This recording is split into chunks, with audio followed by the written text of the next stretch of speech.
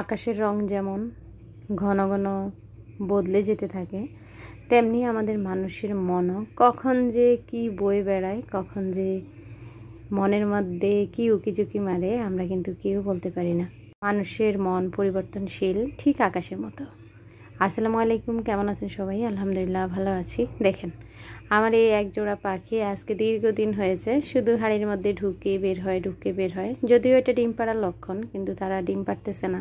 এর আগে আপনাদেরকে কিছু পাখি দেখিয়েছি, যেমন আমার এই জোড়া পাখি মাশাআল্লাহ, ওরা কিন্তু ডিম বাচ্চা করে। এখনও তার বেবি হয়েছে, সে ভিতরে বসে আছে। আমার অনেক আপুরা আমার পাখি দেখলে অনেক খুশি হন এবং বলেন যে আপু আমাদের পাখি ডিম পেড়েছে, কারো আবার বিভিন্ন সমস্যার কথা বলেন।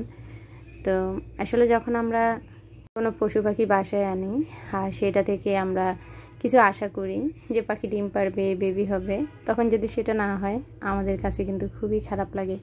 কোথায় যেন শুনেছি, যখন মন খারাপ থাকে তখন বিশাল আকাশের দিকে তাকিয়ে থাকবেন, মন ভালো হয়ে যাবে। আমার তো এমনই হয়, মন খারাপ থাকলে আমি জানালার পাশে দাঁড়িয়ে আকাশটা দেখতে থাকি। তখন না আমার যে চিন্তা ভাবনা থাকে মনের মধ্যে সেটা একদমই আমি ভুলে যাই। তখন আমার কি চিন্তা আসে জানেন? তখন আমার চিন্তা আসে আমার আল্লাহ পাক জানি কত সুন্দর করে এই আকাশটা সৃষ্টি করেছেন। তাই আমি বলছি, যখন মন খারাপ থাকে আকাশের দিকে তাকিয়ে থাকবেন, পারলে জিকির করবেন, মন ভালো হয়ে যাবে ইনশাল্লাহ। ছেলে খুব অসুস্থ ছিল, তো সে একটু সুস্থ হয়েছে। এখন আবার বড় মেয়েটা অসুস্থ হয়ে পড়েছে, দোয়া করবেন সবাই। শুধু নিউজে দেখতেছি এখন কিন্তু করোনার আবারও আবির্ভাব বাড়তেছে। তো যখন আসলে কারো জ্বর হয় খুব ভয়ে থাকি। আমার বোন জামাইও কয়েকদিন খুব অসুস্থ হয়ে পড়েছে, সেই ইটালি থেকে এসেছিল। তা এখন মোটামুটি আলহামদুলিল্লাহ সুস্থ আছে। এখন আমার মেয়েরও সেই একই অবস্থা। এখন জ্বর হলে একটাই সিমটম দেখা যায়, সেটা হচ্ছে প্রচণ্ড মাথা ব্যথা থাকে, শরীর ব্যথা থাকে, সাথে ঠান্ডা থাকে আর প্রচণ্ড জ্বর থাকে। আমার মেয়ের তো প্রচণ্ড গলা ব্যথা, ঢোক গিলতে পারতেছে না, মানে কিছু খেতে পারতেছে না। পাশাপাশি ওর শরীর নাকি ও বলে এত বিষাক্ত। তো জানি না, আল্লাহ পাক আমাদেরকে হেফাজত করুক, দোয়া করবেন সবাই। তবে আমি মনে করি যে সেই যখন আগে করোনা হয়েছিল, যে নিয়মগুলো আমাদেরকে মেনে নিতে বলেছিল আর কি, যেমন আক্রান্ত ব্যক্তির থেকে আমরা একটু দূরে থাকব, হাসি কাশি দেওয়ার সময় আমরা রুমাল ইউজ করব, বাকি হাতের বগল ইউজ করব, সেটাই আর কি মেনে নিতে হবে। তো তার আগে ভিডিও সংক্রান্ত কথা বলি। দেখেন, আপনি যদি কাঁঠাল ভালো রাখতে চান, মানে দুই তিন দিন লাগিয়ে একটা কাঁঠাল খেতে চান, তাহলে কিন্তু কাঁঠাল পুরাটা খুলবেন না। এই যে আমি কাঁঠালটা খুলে এভাবে একটা পলিথিন দিয়ে মুড়িয়ে রাখবেন। এই পলিথিন দিয়ে তো আপনি 4-5 দিন মুড়িয়ে রাখবেন না যে কাঁঠালটা নষ্ট হবে। হয়তো সকালে অর্ধেকটা খেয়েছেন, তারপর এইভাবে ঢেকে রাখবেন, পোকামাকড় একদমই বসবে না। তারপর কিন্তু বিকালে ওই অংশটা আবারও আপনি ফেলে দেবেন, আবার নতুন অংশ আসবে, আবারও ঢেকে রাখবেন। ফ্রিজেও রাখতে হবে না, একদম তরতাজা একটা কাঁঠালের স্বাদ পাবেন। তো যাই হোক, আমার প্রিয় একজন ভাবি আমাকে খুব ফোন দিচ্ছিল ভাবির বাসায় যাওয়ার জন্য। তো সেখানে গিয়েছি, দেখতে পেয়েছেন ভাবি ছোট্ট বেবিটাকে, আমি একটু ভিডিও করেছি। তো সেখানে গিয়েছি, আসলে ভাবির বাড়ি হচ্ছে মাগুরা। ভাবি আম কাঁঠাল এনেছিল, তো সেগুলো আনার জন্যই আমাকে ফোন করেছে। যদিও ভাবির আসলে ড্রাইভার দিয়ে আমার বাসায় পাঠিয়ে দেয় মাঝে মাঝে। তো ভাবি আমাকে এই জন্যই ফোন দিচ্ছিল, ভাবি নাকি আমার জন্য ভুড়ি রান্না করেছে। তা আসলে আমি তো ভুড়ি খাই না, সেটা আসলে ভাবি জানে না। তো তারপর আম কাঁঠাল নিয়ে চলে এসেছি, ভুড়ি তো আর খেতে পারি না। তারপর আমি বাসায় এসে, যেহেতু রান্না করি না, রান্না করব, তো এই তো এখানে আমি মাংস বসিয়ে দিচ্ছি। আমার নিয়াজ এতদিন খুব অসুস্থ ছিল, আমি আপনাদেরকে ভিডিওতে বলেছি। তো নিয়াজের প্রচণ্ড জ্বরও ছিল, সাথে সাথে চোখ উঠা যেটাকে বলে আর কি, ওইরকম হয়েছে। তো চোখ উঠার সাথে সাথে ও চোখ এত পরিমাণ চুলকাচ্ছিল, ডাক্তার আমাকে বলেছিল গরুর মাংস না খাওয়ানোই ভালো। তো নিয়াজ তো পাগল হয়েছে আজকে কয়েকদিন গরুর মাংস খাওয়ার জন্য। তো ডাক্তার বলেছে আমাকে, যদি ও বেশি কান্নাকাটি করে গরুর মাংস খাওয়ার জন্য, যেহেতু এখন গরুর মাংস আসলে সবার ঘরেই থাকে, বাচ্চারা গরুর মাংস খেতে পছন্দ করে, তাহলে ফ্যাকজো একটা ট্যাবলেট খাওয়ায় তারপর গরুর মাংস খাওয়াই দিবেন। তো আমি আসলে আজকে 7-8 দিনও অসুস্থ। তো তারপরের থেকে আমি বলছি যে বাবা একটু সুস্থ হও।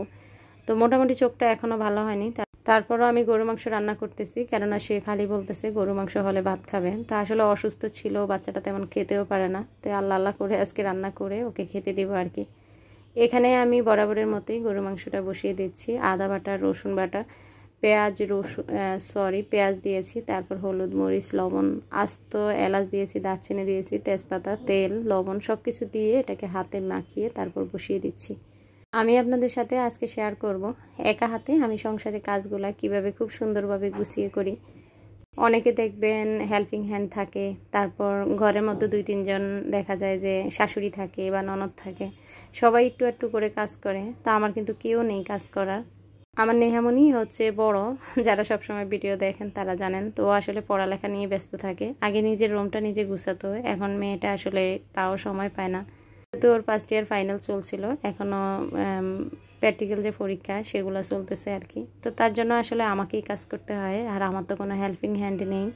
বাসায় কিন্তু কমও না, 3টা বেডরুম, ড্রয়িং, ডাইনিং, 3টা বারান্দা, সব মিলিয়ে বাসাটা মাশাআল্লাহ খুব বড় সড়ো।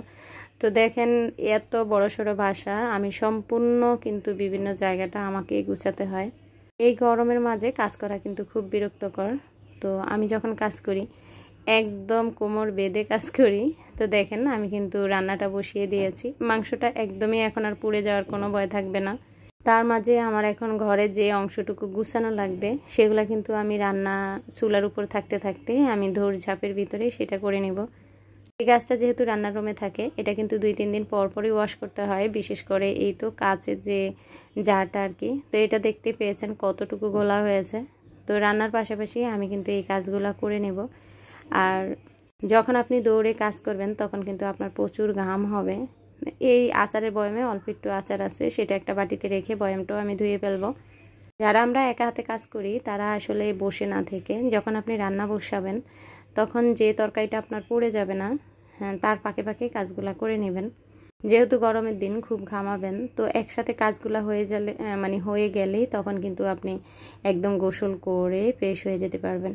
তো দেখেন আমি যে শুধু আমার রান্না আর সংসার নিয়ে ব্যস্ত আছি তা না, তার মাঝে আমি এখানে 4টা লেবু কেটে নিয়েছি। লেবু কেটে এখানে কিছু ট্যাং আর চিনি দিয়েছি, আর এখানে শরবত গোলাচ্ছি 1 জগ প্রায়। ওই যে বললাম নেহামনির অনেক জ্বর মেপে দেখলাম প্রায় 102 ডিগ্রি জ্বর আছে এখনও, আর শরীর ব্যথা। তো আপনাদের ভাইয়া আমাকে ফোন করে বলল প্রচুর লেবু শরবত খাওয়াও। তো ওর জন্য আবার মাঝখান দিয়ে আমি শরবত গুলে রাখলাম। আর এই তো ডাইনিংটা অনেকটাই এলোমেলো হয়ে আছে। মেয়ের যখন ভালো লেগেছে তখন সে ডাইনিংয়ে একটু পড়াশোনা করছিল, তো ওর বইগুলো কিন্তু ডাইনিংয়ে রয়ে গিয়েছে। তা আমি ওকে এখন শরবতটা দিয়ে এসে তারপর চুলায় যেহেতু গরু মাংস বসিয়েছি আর গরম পানি বসিয়েছি, কেননা সাদা পোলাও করব। তো তার আগে আমি এখানে স্প্রে দিয়ে আমি ডাইনিংটা একটু সুন্দর করে গুছিয়ে রাখি, কেননা যেহেতু শর্টকাট রান্না করতেছি। তো রান্না শেষ করে আমি কিন্তু ফ্লোর মুছে ফেলবো, ফ্লোর মুছে আমি গোসল করে ফেলবো। তো তখন আর আমার যেন হাতে কোনো কাজ না থাকে, আমি যেন গোসল করে সবাই মিলে খেতে পারি আর খেয়ে নামাজটা পড়ে, বাকি অনেক সময় খাওয়ার আগেও নামাজ পড়ি, তারপর আমি শুয়ে রেস্ট নিতে পারবো আর কি। তো এই তো আমার ডাইনিংটা কিন্তু একদমই চকচক করছে যখন স্প্রে দিয়ে আমি মুছে নিচ্ছি। ঈদের আগের দিন আমি ডাইনিংয়ের এই সেট আপটা দিয়েছি, যেটা আমি গস কাপড় দিয়ে তৈরি করেছিলাম। তো এখনও আসলে এটাই আছে, এখনও এটা তুলে নিই আর কি। কেননা তেমন তো এটা ময়লা হয়নি, তাই ভাবলাম আপাতত এগুলা থাকুক, তারপর আবার কয়েকদিন গেলেই চেঞ্জ করব। তো দেখেন আপনাদের সাথে কথা বলতে বলতে আমার কিন্তু ডাইনিংটা একদমই গুছানো হয়ে গিয়েছে। যারা এখন পর্যন্ত আমার ভিডিও ছেড়ে যাননি তাদের নিকট অনুরোধ রইল অবশ্যই আমার ভিডিওতে একটা লাইক দিবেন। তো যাই হোক, এখন ডাইনিং গুছিয়ে আমি এসেছি আমার 2 বেডরুমের মাঝখানে যে সেলফটা সেটা একটু গুছানোর জন্য। তো মেয়েদের বেডরুমের সাথে যে পর্দাটা, এটা আমাকে খুব ডিস্টার্ব করছিল। তো তারপরে এই তো পর্দাটা একটু সরিয়ে দিলাম। 2 বেডরুমের মাঝখানে আমি আমার এই র্যাকটা রেখেছি। আমার একজন আপুর প্রশ্ন ছিল এই র্যাকটা আমি কোথা থেকে কিনেছি, যদিও আমার এই মুহূর্তে মনে নেই এই র্যাকটা কোন পেজ থেকে কিনেছি, তবে আমি এটা ফেসবুক পেজ থেকে কিনেছি এতটুকু আমার মনে আছে। আমি কিন্তু ডাইনিং গুছানোর পর আবারও রান্নার রুমে যেয়ে গোশটা নাড়াছাড়া দিয়ে ঝোল দিয়ে এসেছি, গোশটা যেন নরম হয়ে যায়।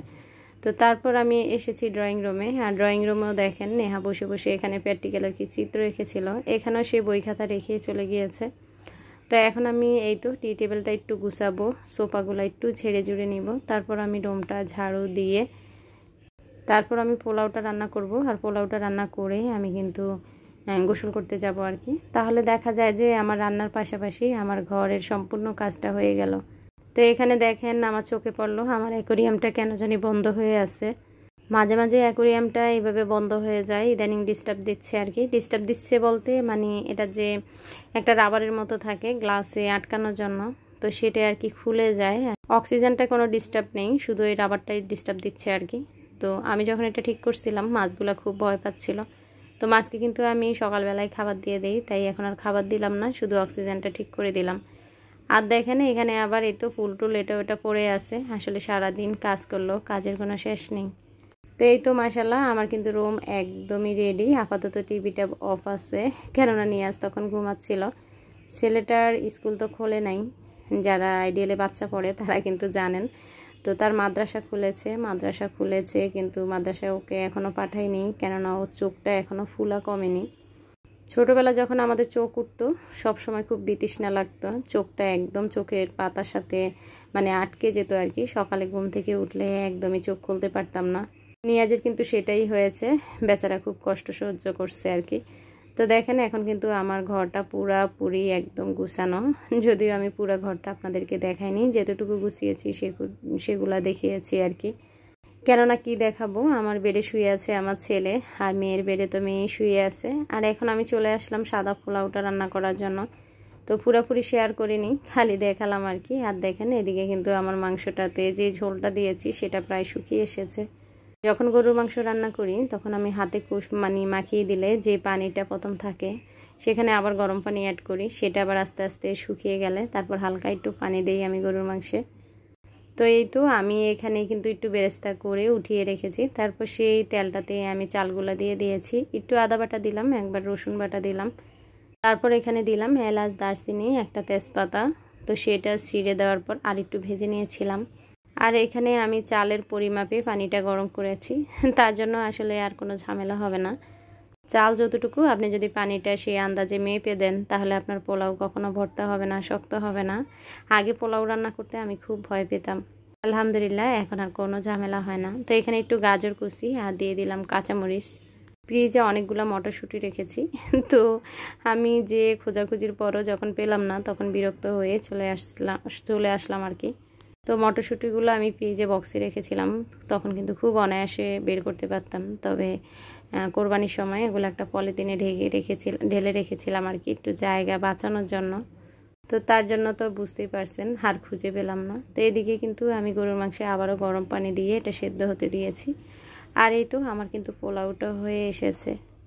আমার অনেক আপুরা আছেন যারা আমাকে ভালোবেসে ভিডিওগুলো দেখেন, তাদের নিকট আমার অনুরোধ রইল যারা ইউটিউবিং করেন সেই আপুরা কারা কারা ভিডিও দেন, তারা হয়তো আমার ভিডিও দেখেন না, তাদের ভিডিও না দেখলে তা আসলে যখন পরিবারের কেউ অসুস্থ থাকে তখন ভিডিও দিতেও ভালো লাগে না, কারো ভিডিও দেখতেও ভালো লাগে না। আর যারা নিঃস্বার্থভাবে সবসময় আমার ভিডিও দেখেন, আমার সেই আপুদের উদ্দেশ্যে আমি বলছি আপনারা আমার জন্য অনেক অনেক দোয়া করবেন। আপনাদের ঋণ আমি কখনো শোধ করতে পারবো না, আপনারা সবসময় আমার ভিডিওগুলো ভালোবেসে দেখেন। আমার অন্তরের অন্তঃস্থল থেকে আপনাদের জন্য অনেক অনেক দোয়া এবং ভালোবাসা রইল। তো দেখেন আজকে রান্নার আগেই কিন্তু আমি চুলা টুলা একদম ঘষে মেজে নিয়েছি। এখন আমার রান্না প্রায় শেষ। আমি এখন শুধু একটা ভিজা ন্যাকড়া দিয়ে চুলার পাশে যে ওয়ালটা এবং চুলার আশপাশে একটু মুছে তারপর আমি গোসল করতে যাব। তো এখানে নাকি আমার নিসামণি আমি রান্না করতে করতে সে গোসল করে বের হয়ে গিয়েছে, সে বলতেছে তার ক্ষুধা লেগেছে। তো ভাবলাম গোসলের আগে মেয়েটাকে রান্নার রুম থেকে একটু খাবার দিয়ে দেই, ও খাক আর কি। আসলে শুধু আমার বাচ্চারা না, কার কার বাচ্চা আছে যারা গোস পোলাও দেখলেই ক্ষুধা লেগে যায়। বিশেষ করে আমার নিয়াজ নিসা তো আরও বেশি করে, ওরা গোস পোলাও রোস্ট এগুলো দেখে ওদের ক্ষুধা পায়। তো এই তো নিয়াজ নিসা কিন্তু আমার পাশেই ছিল, আমি ওকে খাবারটা দিয়ে দিচ্ছি। এই ছিল আমার আজকের ভিডিও, কেমন লেগেছে একটা কমেন্টস করে জানাতে পারেন। আবারও বলছি আমার পরিবারের জন্য আপনারা দোয়া করবেন। আর মাশাআল্লাহ মাংসের কালারটা দারুণ হয়েছে। আল্লাহ হাফিজ, আসসালামু আলাইকুম।